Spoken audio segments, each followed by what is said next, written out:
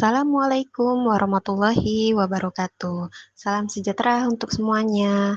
Sebelumnya, perkenalkan nama saya Elis Tiara Hayu. Saya mahasiswi dari Universitas Satyagama, program studi Teknik Industri. Di pertemuan ketiga untuk mata kuliah Statistik Industri selanjutnya, masih membahas tentang penyajian data. Untuk itu, mari kita simak bersama-sama. Tujuan pembelajaran di pertemuan ketiga kali ini, mahasiswa diharapkan mampu menghitung frekuensi relatif dan frekuensi kumulatif serta memahami saat pemakaiannya, serta mampu mengolah data dan menyajikan data dalam bentuk gambar atau grafik. Macam-macam distribusi frekuensi.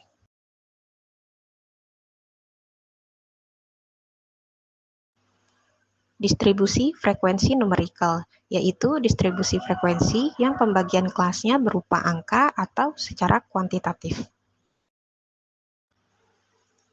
Berikut ini adalah tabel contoh distribusi frekuensi numerikal yang diambil dari data gaji karyawan lepas UP. Untuk distribusi frekuensi numerikal, di sini dibagi menjadi dua. Yang pertama, distribusi frekuensi relatif atau RF. Yang kedua, distribusi frekuensi kumulatif. Distribusi frekuensi relatif yaitu distribusi frekuensi yang angka frekuensinya tidak dinyatakan dalam angka-angka absolut, tetapi angka-angka relatif atau persentase. Berikut ini adalah tabel dari contoh distribusi frekuensi relatif yang diambil dari data gaji karyawan lepas UP. Selanjutnya, distribusi frekuensi kumulatif. Distribusi frekuensi kumulatif ini dibagi menjadi dua, yaitu kurang dari dan lebih dari. Berikut ini adalah contoh dari distribusi frekuensi kumulatif kurang dari gaji karyawan lepas UP.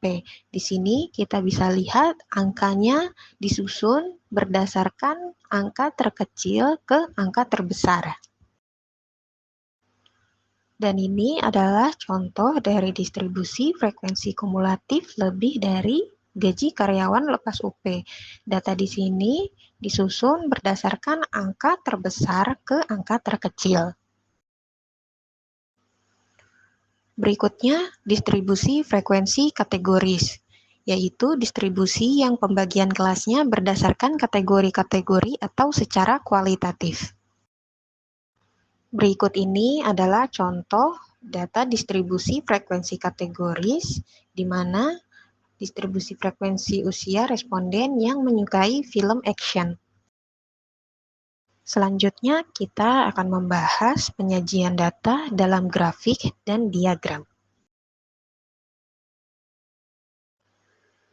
Penyajian data dalam bentuk grafik dan diagram bertujuan untuk, pertama, memberikan gambaran yang sistematis tentang peristiwa-peristiwa yang merupakan hasil penelitian atau observasi. Yang kedua, data lebih cepat ditangkap dan dimengerti. Ketiga, memudahkan dalam membuat analisis data. Keempat, membuat proses pengambilan keputusan dan kesimpulan lebih tepat, cepat, dan akurat. Berikut ini adalah contoh dari penyajian data dalam grafik dan diagram. Berdasarkan hasil distribusi frekuensi data yang sudah diolah sebelumnya, maka dapat disajikan dalam berbagai bentuk grafik dan diagram sebagai berikut.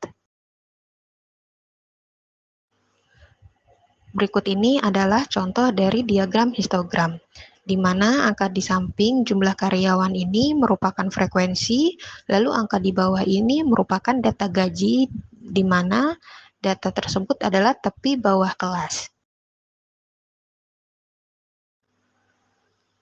Selanjutnya, ini adalah grafik poligon, di mana angka jumlah karyawan ini merupakan frekuensi, lalu angka di bawahnya adalah gaji yang merupakan tepi bawah kelas, di mana grafik poligon ini berbeda dengan histogram. Poligon ini digambarkan dengan garis yang mengarah ke atas, lalu ditentukan dengan titik-titik yang disambungkan dengan garis. Selanjutnya adalah diagram lingkaran atau pie, Diagram lingkaran ini dibuat berdasarkan jumlah karyawan, di mana lingkaran tersebut dibuat potongan-potongan seperti kue pie, di mana besaran potongan tersebut digambarkan dengan angka persentase.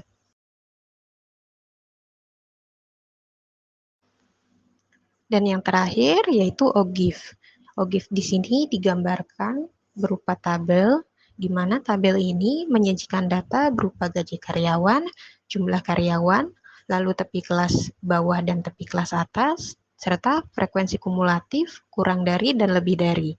Dari tabel OGIF ini dapat digambarkan menggunakan kurva OGIF, di mana kurva OGIF ini digambarkan oleh dua garis yang mengarah ke kanan, yang berwarna biru dan berwarna merah, sesuai dengan data dari tabel OGIF itu sendiri.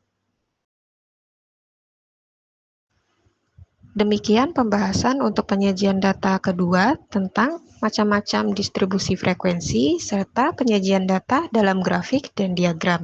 Semoga dengan video ini dapat membantu dalam pemahaman materi kuliah kali ini. Terima kasih, sukses dan berjaya Universitas Satyagama. Wassalamualaikum warahmatullahi wabarakatuh.